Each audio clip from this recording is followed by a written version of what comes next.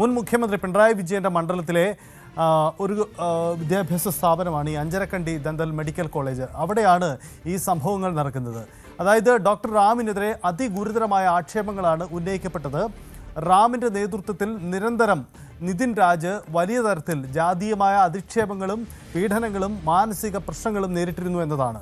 ഒടുവിൽ പുറത്തു വന്ന ചില CCTV ദൃശ്യങ്ങളടക്കം ഇതിന് തെളിവാണ്. അതായത് അധ്യാപകൻ്റെ മുറിയിൽ കൂട്ടത്തോടെ ഇന്ന് നിതിൻ രാജിനെ ചോദ്യം ചെയ്യുന്ന ചില ദൃശ്യങ്ങളാണ്. അവിടെ നിന്നും പുറത്തേക്ക് പോയ നിതിൻ രാജാണ് പിന്നീട് കെട്ടിടത്തിൻ്റെ മുകളിൽ നിന്നും താഴേക്ക് ചാടുന്നത്. ആത്മഹത്യാ പ്രേരണാക്കുറ്റം, ഒപ്പം തന്നെ പട്ടികജാതി വകുപ്പുകൾ അടക്കം ഉൾപ്പെടുത്തിക്കൊണ്ടുള്ള കുറ്റങ്ങളൊക്കെ അത്തരം ക്രിമിനൽ നീക്കങ്ങളാണ് പോലീസ് നടത്തിയത്. പക്ഷേ അറസ്റ്റ് നടന്നില്ല.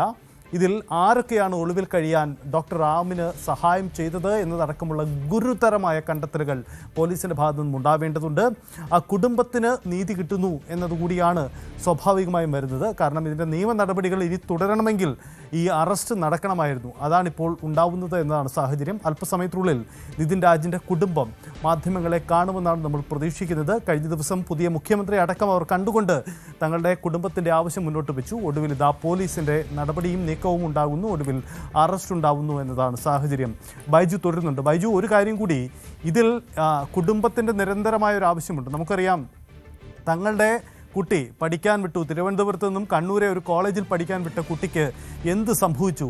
കുടുംബം അറിയുന്നത് മകൻ്റെ മരണ വാർത്തയാണ്, കെട്ടിടത്തിൻ്റെ മുകളിൽ നിന്ന് താഴേക്ക് വീണു എന്ന വാർത്തയാണ്. പക്ഷേ അതിന് പിന്നിൽ ആ കുട്ടി നേരിട്ടിരുന്ന ജാതീയവും അല്ലാതെയുമായ വലിയ പീഡനങ്ങളുണ്ട് ആ കോളേജിൽ. അതിന് ഉത്തരവാദികൾ ആരോ അവരൊക്കെ നിയമത്തിന് മുന്നിൽ വരണം. അത് ആ കുടുംബത്തിൻ്റെ ആവശ്യമാണ്. ഒരു ഘട്ടത്തിൽ വേഗതയിൽ പോയ അന്വേഷണമാണ് പെട്ടെന്നങ്ങ് നിലച്ചത്. അതിന് കാരണമായത് ഈ റാം ഒളിവിൽ പോയി എന്നതുകൂടിയായിരുന്നു. ഒടുവിൽ ഈ റാം പോലീസിൻ്റെ പിടിയിലാവുമ്പോൾ ഇനിയുള്ള അന്വേഷണ നീക്കത്തിൽ സുപ്രധാനമായ ഘട്ടങ്ങൾ ഏതൊക്കെയാണ്? ആരൊക്കെയാണ് ഇതിൽ കുടുങ്ങിയത്? റാമിൻ്റെ ഭാഗത്തുനിന്നുണ്ടായ നീക്കങ്ങൾ എന്തൊക്കെ? ഈ കാര്യങ്ങളൊക്കെ ഈ അറസ്റ്റോടുകൂടി കൂടുതൽ വ്യക്തത വരുമെന്ന് പ്രതീക്ഷിക്കണോ?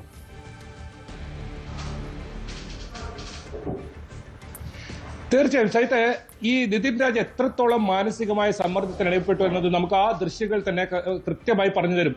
കാരണം ആ ദൃശ്യങ്ങളിൽ അവിടെ പ്രിൻസിപ്പാൾ ഉണ്ട്, ഇവരുടെ ടീച്ചറുണ്ട്, അങ്ങനെ 4 പേരാണ് ആ ദൃശ്യങ്ങളിലുള്ളത്. നിതിൻ രാജിന്റെ ഫോൺ, അതിൽ ലോൺ ആപ്പുമായി ബന്ധപ്പെട്ട ഒരു സംഭാഷണമാണ് അവിടെ നടക്കുന്നത്.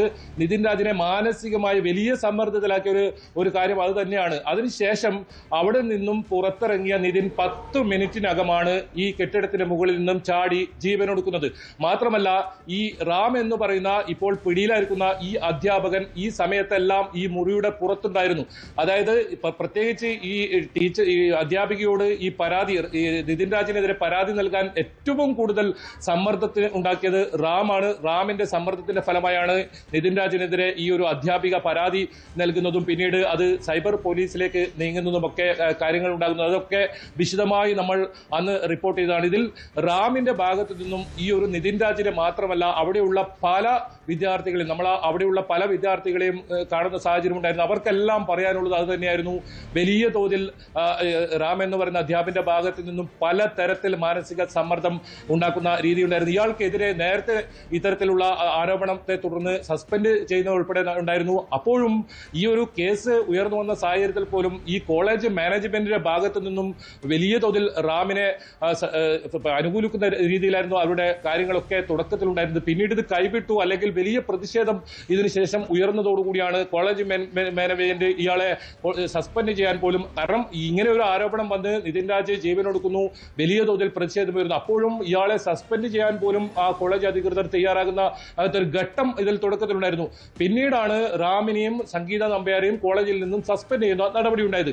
അതിനുശേഷം റാം ഇവിടെ നിന്ന് ഒളിവിൽ പോവുകയായിരുന്നു. ആ സമയത്ത് വേണമെങ്കിൽ പോലീസിന് ഇയാളെ പിടികൂടാമായിരുന്നു. പക്ഷേ പോലീസ് അതിന് ശ്രമിച്ചില്ല എന്ന് മാത്രമല്ല, ഇയാളെ രക്ഷപ്പെടാൻ സഹായിക്കുന്ന രീതിയിലായിരുന്നു ആദ്യത്തെ അന്വേഷണം. ഈ ക്രൈംബ്രാഞ്ചിനെ സംബന്ധിച്ചിടത്തോളം അപ്പോഴേക്കും ഒരുപാട് വൈകിയിരുന്നു. കാരണം ഇയാൾ കൃത്യമായി ആന്ധ്രയിൽ പല സ്ഥലങ്ങളിലായി മാറി മാറി ഒളിവിൽ പോകുന്ന സാഹചര്യമാണ് ഉണ്ടായത്. ഇനിയിപ്പോൾ ഈ കേസിൽ റാമാണ് ഇതിൽ 1-ാം പ്രതി.